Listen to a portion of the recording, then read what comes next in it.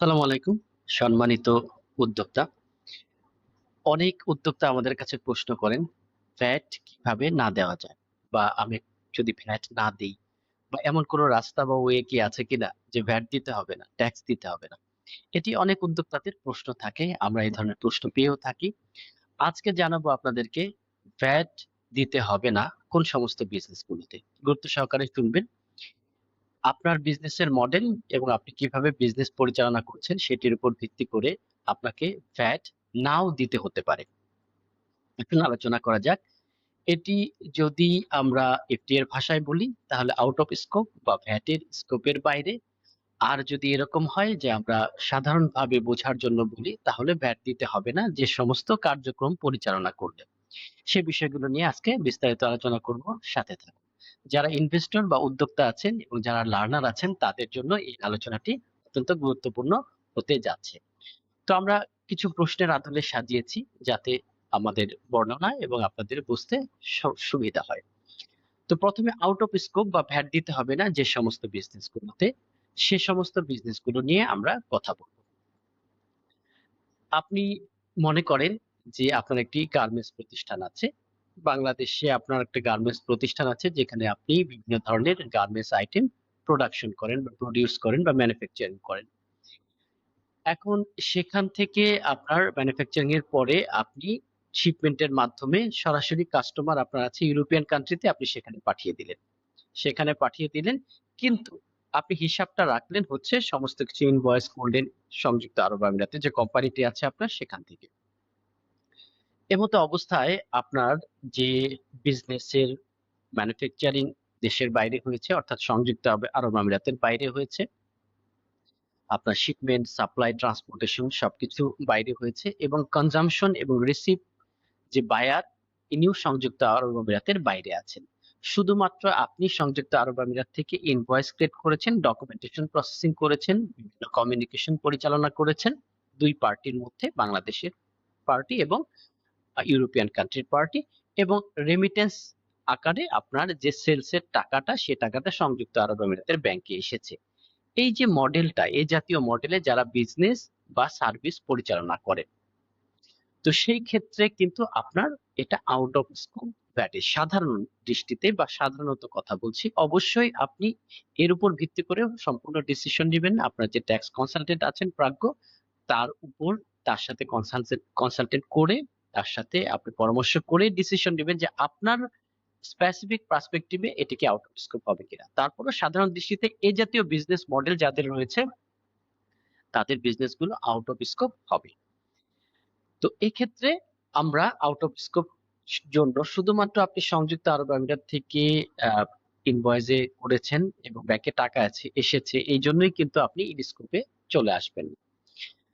এখন অনেক সময় আমরা কিছুটা কনফিউশনের মধ্যে থাকি যে জিরো রেটেড সেলস বা সাপ্লাই এবং আউট অফ স্কোপ সাপ্লাই এই দুটোর মধ্যে অনেকটা ঘনিষ্ঠভাবে সম্পর্ক থাকার কারণে আমরা অনেক সময় বিভ্রান্ত হই।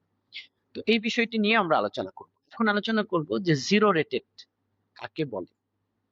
আপনি কোনো পণ্য বা সেবা সংযুক্ত আরব আমিরাতে আপনি প্রডিউস করেছেন, ম্যানুফ্যাকচার করেছেন বা সেখানে উৎপাদিত হয়েছে, সেখান থেকে সংযুক্ত আরব আমিরাতের যে দেশ, সেই দেশের থেকে আপনি এটাকে দেশের বাইরে সেবাটি বা পণ্যটি সরবরাহ করেছেন বা এক্সপোর্ট করেছেন।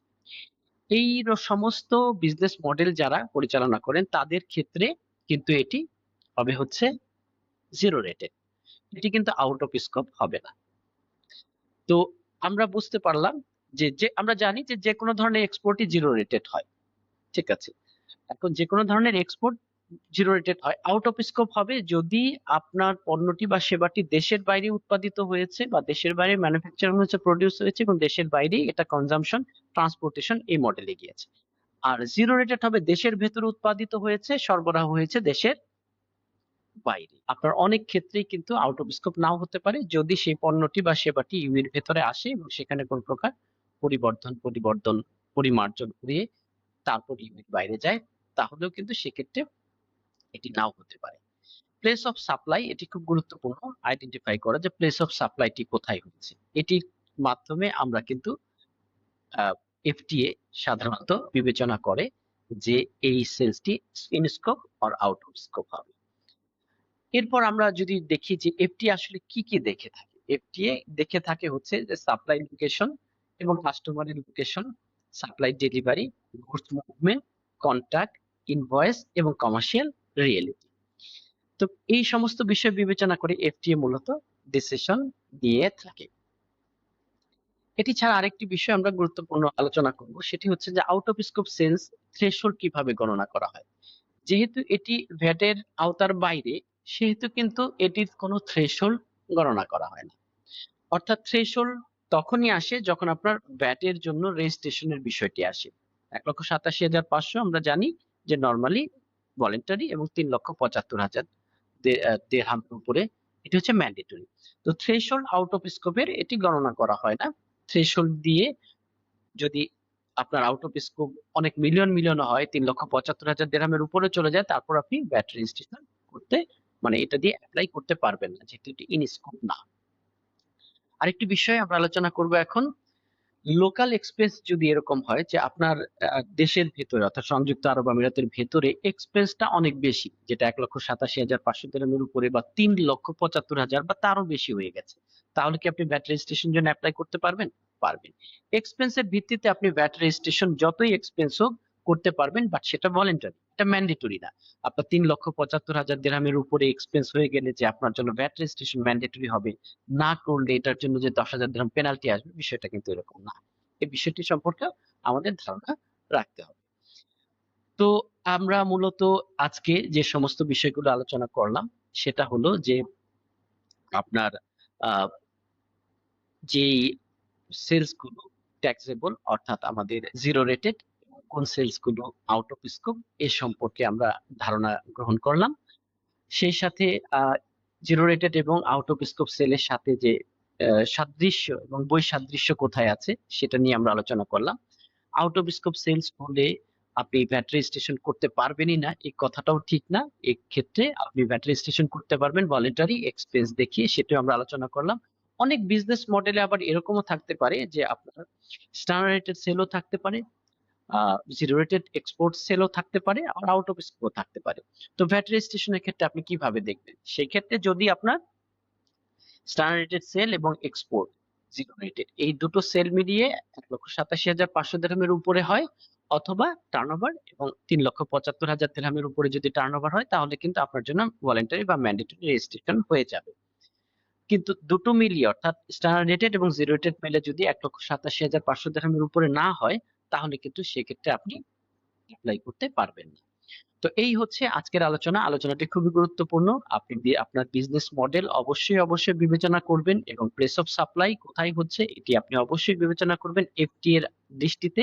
এফটিএ কিভাবে দেখে, কিভাবে অ্যানালাইসিস করে, সেই এফটিএ আপনি নিজে প্রশ্ন করবেন যে আমি কি সাপ্লাই করছি, প্লেস অফ সাপ্লাই কোথায়, কনজিউমার কোথায়, গুডস বা সার্ভিস কোথায় কনজিউম করছে। আশা করি আজকের এই আলোচনাটি আপনাদের জন্য গুরুত্বপূর্ণ হতে যাচ্ছে বা গুরুত্বপূর্ণ হয়েছে। আপনারা আপনাদের বিজনেস মডেল ও প্লেস অফ সাপ্লাই নির্ধারণের মাধ্যমে সঠিকভাবে বিবেচনা করবেন যে আসলে কি আপনার সেলসটি জিরো রেটেড নাকি আউট অফ স্কোপ। ধন্যবাদ সবাই, ভালো থাকবেন। আবারও দেখা হবে, কথা হবে নেক্সট ভিডিওতে, এই আশাবাদ ব্যক্ত করে আজকের মতো বিদায় নিচ্ছি আমি কামরুজ্জামান। সবাই ভালো থাকবেন। আসসালামু আলাইকুম।